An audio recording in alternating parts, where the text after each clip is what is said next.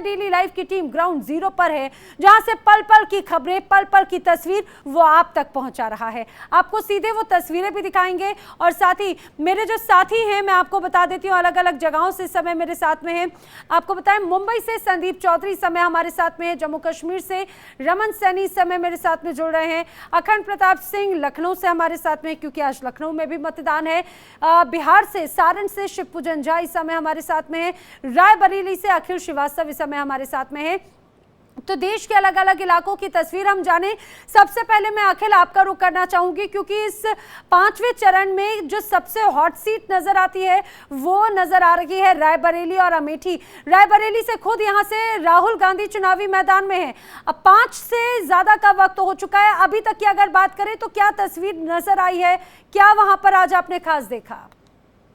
देखिए, सबसे ज्यादा प्रमुख चीज अभी के अपडेट की बात की जाए तो 3 बजे का अपडेट जो बताया गया उसमें 47% मतदान रायबरेली में हो चुका है, यानी महोत्सव को बखूबी निभाया जा रहा है।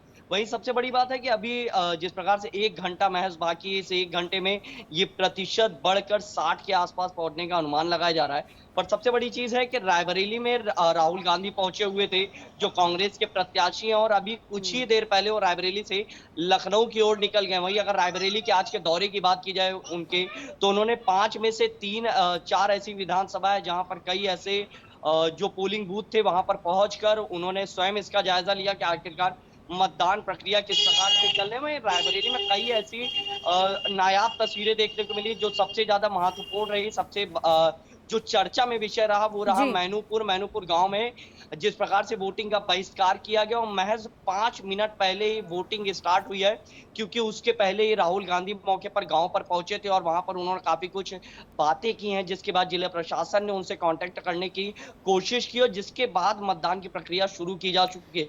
वहीं राहुल गांधी के जाने के बाद से कई प्रकार से प्रक्रिया बढ़ाई जा रही हैं। ठीक है, यानी कि अब ये कहा जाए अब आखिर का जो 1 घंटे का वक्त है वो बहुत इंपॉर्टेंट है। हमारी आपसे भी यही अपील है कि अगर आपके भी क्षेत्र में आज मतदान हो रहा है तो घर से निकलिए, क्योंकि अब बहुत ज्यादा वक्त नहीं बाकी है, मात्र 1 घंटे बाकी हैं, और आप भी जाइए, अपने वोट का इस्तेमाल जरूर कीजिए। जम्मू कश्मीर का रुख कर लेते हैं, रमन सैनी इस समय हमारे साथ में है। रमन, आप सुबह से लगातार जो तमाम तस्वीरें पहुंचा रहे हैं उसमें हम देख रहे हैं कि घाटी में भी लोगों में जमकर उत्साह नजर आता है। आज बारामूला पे चुनाव है, त्रिकोणीय मुकाबला है, खुद उमर अब्दुल्ला यहां से चुनावी मैदान में है। अभी तक की अगर बात करें तो क्या बड़ी तस्वीर नजर आई है रमन? जी देखिए, अगर बारामूला सीट की बात करें तो अभी सवा 5 बजे का टाइम जो है वो लगभग होने वाला है, और अब तक 50% से ज़्यादा वोट जो है वो कास्ट हो चुका है बारामूला सीट पर। और 6 बजे तक जब आखिरी दौर का मतदान होगा, आखिरी घंटे में मतदान होगा, उसके बाद जब पूरी कंपाइल की जाएंगी कि कितनी वोटिंग हुई, तो करीबन 60% के आसपास में वोट प्रतिशत रह सकता है। इस तरह का अनुमान जो है वो लगाया जा रहा है। लेकिन अगर 60% वोट कश्मीर घाटी के अंदर पड़ रहा है तो ये लोकतंत्र के लिए बहुत अच्छा है, क्योंकि ये सिर्फ पोल परसेंटेज बढ़ा नहीं है, ये बल्कि लोकतंत्र पर जो कश्मीर के लोगों का विश्वास है वो लगातार जिस तरीके से बढ़ा है। चाहे हमने 13 मई को जो श्रीनगर लोकसभा चुनाव में 40% के आसपास में वोट हुआ था, वहां पर भी एक रिकॉर्ड बना था। 26 साल के बाद इतनी बड़ी संख्या में लोग घरों से बाहर निकले थे, मतदान केंद्र तक पहुंचे थे और अपने मताधिकार का उन्होंने प्रयोग किया था। और एक बार फिर अब जब आज के दिन में बारामूला सीट पे जो है वो चुनाव हो रहा है, तो 60% अगर वोट यहाँ पर पड़ता है तो आप ये मान लीजिए कि अगर दिल्ली की बात करें, मुंबई की बात करें, वहाँ इतना वोट प्रतिशत जो है वो निकल कर सामने नहीं आ रहा है जितना कश्मीर घाटी में आ रहा है। तो पिछले 5 सालों में लगातार केंद्र सरकार ने धारा 370 हटने के बाद कश्मीर घाटी में जिस नीति के हिसाब से काम किया है, जिस तरीके से लोगों के दिल जीतने की कोशिश की है, और सबसे बड़ी बात है कि लोगों के अंदर एक सुरक्षा की भाव जो है वो पैदा हुई है, और वो लोग कह रहे हैं कि इस सुरक्षित माहौल में वोट देना उनका अधिकार है और अपने वोट से वो अपना नुमाइंदा चुनना चाहते हैं जो उनके मुस्तकबिल का फैसला जो है आगे भविष्य में करता रहे। बिल्कुल रमन, और ये वो तमाम मुद्दे हैं जो मुझे लगता है कि आज जनता ने जरूर अपने मन में रखे होंगे। यही वजह है कि 2019 में जो चुनाव प्रतिशत था, वोट प्रतिशत था, वो अब लगभग डबल होता हुआ नजर आता है। हालांकि अभी भी 1 घंटा बाकी है मतदान के लिए, लेकिन वो अभी भी डबल होता हुआ, पहले ही डबल हो चुका है ये कहा जाए, तो ये काफी एक अच्छे संकेत जो है नजर आते हैं। चलिए अब मैं आपको मुंबई लेकर चलती हूँ, महाराष्ट्र की तरफ। संदीप चौधरी हमारे साथ में है। संदीप, कई बड़े बड़े दिग्गज, चाहे अंबानी हो या फिर सेलिब्रिटीज सेलिब्रिटीज हो, कई अदाकार हो, वो यहाँ पर मौके पर पहुंचे, उन्होंने वोट कास्ट किया और वो जानते हैं कि एक एक वोट की कीमत क्या है, अहमियत क्या है। जरा बताइए कि मुंबई या महाराष्ट्र में आज किस तरह की वोटिंग की तस्वीर नजर आई है? देखिए, लगभग सुबह से लेकर दोपहर को 3 बजे तक महाराष्ट्र की 13 कॉन्स्टिट्यूंसी में आज चुनाव हो रहा है। तो यहाँ पर 39% के आसपास वोटिंग हुई है। 3 घंटे में अभी और भी इसमें इजाफा हो सकता है, क्योंकि जिस तरह से अपील की जा रही थी लगातार, आज सुबह 7 बजे से ही कई सितारे वोटिंग सेंटर पर पहुंचते नज़र आ रहे थे। वो लगातार लोगों से अपील कर रहे थे। सुबह 9 बजे तक महज 6% वोटिंग दर्ज की गई थी, लेकिन 9 बजे के बाद से लेकर 11 बजे का वक्त आया, फिर 1 बजे तक का जो वोटिंग परसेंटेज आया, फिर उसके बाद में 3 बजे तक का वोटिंग परसेंट, जो कि लगभग 39% वोटिंग परसेंट आया है।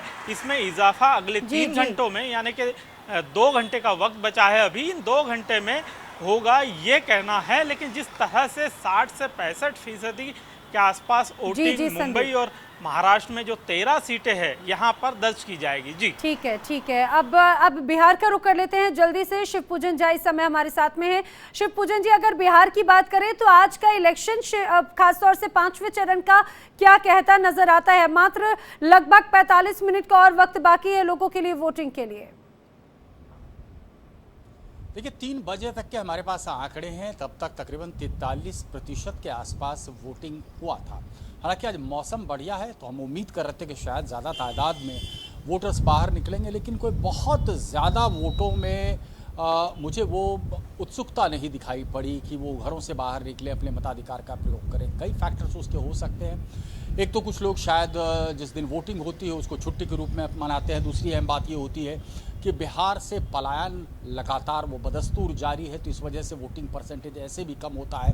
लेकिन फिलहाल मैं अभी सारण में हूँ और थोड़ी दूर पर ही हाजीपुर की भी सीट है, जहाँ से चिराग पासवान अपनी किस्मत आजमा रहे हैं, कोशिश कर रहे हैं कि अपने पिताजी के द्वारा जो रिकॉर्ड सेट किया गया, क्योंकि रामविलास पासवान ने वहां से 8 बार जीत दर्ज की थी। जी जी। सारण में भी बताया जा रहा है कि कांटे की टक्कर है। एक तरफ रोहिणी आचार्य हैं, लालू प्रसाद यादव खुद यहां पर कैंप कर रहे थे। एक सिंपैथी फैक्टर कहा जा रहा है कि रोहिणी आचार्य के साथ है, क्योंकि अपने पिताजी को उन्होंने किडनी दान में दिया। वहीं दिग्गज राजीव प्रताप रूडी हैं, हमने राजीव प्रताप रूडी जी से भी बात की। यहाँ पर भी मुझे जिस तरीके का वोटिंग परसेंटेज देखा जाना चाहिए था वैसा नहीं दिखा। हम उम्मीद कर रहे हैं कि तकरीबन जब वोटिंग खत्म होती है 6 बजे के आसपास, तो तकरीबन 55-56% के आसपास ये आंकड़ा रहेगा। और मुझे लगता है शायद शाम के 6 बजने के बाद में तस्वीर और स्पष्ट क्लियर हो जाएगी। अब जल्दी से मैं लखनऊ का रुख कर लेती हूँ। आज यहाँ पर भी चुनाव है। अखंड प्रताप मेरे साथी यहाँ पर मौजूद है, पोलिंग बूथ पर मौजूद हैं। अखंड, जरा तस्वीरें दिखाते हुए बताइए कि आज लखनऊ में क्या कुछ ये पूरा मिजाज नजर आया इलेक्शन को लेकर। बिल्कुल, लखनऊ में एक खासा उत्साह ज़रूर देखने को मिला है और पिछली बार के मुकाबले अगर देखा जाए तो इस बार हालांकि वोटिंग परसेंटेज में कोई बहुत ज़्यादा इजाफा नहीं हुआ है, लेकिन ओवरऑल अगर यूपी की बात करेंगे तो 47.55% का वोट पड़ चुका था 3 बजे तक। यानी कि यूपी की जो जनता है, यूपी के जो 14 सीटें हैं, इन 14 सीटों पर इस बार जनता ने शायद ये ठान लिया है कि वो फर्स्ट डिवीज़न से पास होगी। तैयारी कुछ इसी तरीके की रही है। सुबह यहाँ पे राजनाथ सिंह ने इसी बूथ पे वोट डाला है और कुछ हमारे साथ में है। आपने वोट डाला? जी जी जी, मैंने वोट डाला। क्या मुद्दा क्या था आपके जहन में? मुद्दा हमारा जो देश के विकास करे उनके साथ हैं हम। जी, जो देश का विकास करे। आपने भी वोट डाला है? अच्छा, वो वोट नहीं डाली। तो आप समझ सकती हैं कि यहाँ पे जो मुद्दा है वो विकास एक बड़ा मुद्दा है। और चूंकि राजनाथ सिंह खुद यहाँ से कैंडिडेट हैं बीजेपी के, अपना हैट्रिक मारना चाहते हैं। अटल बिहारी वाजपेयी की विरासत कही जाती है लखनऊ, और वहां से 3 बार लगातार सांसद होने की जो उनकी जो मंशा है, उस मंशा पे आज जनता कितनी मुहर लगाती है ये देखना लाजिम होगा। और उत्तर प्रदेश चूंकि 80 सीटों वाला प्रदेश है, 80 सीटों वाला वो प्रदेश है जिसके रास्ते कहा जाता है कि दिल्ली का रास्ता तय होता है। तो अगर दिल्ली के सिंहासन तक पहुंचना है तो उत्तर प्रदेश का साधना बेहद जरूरी होता है।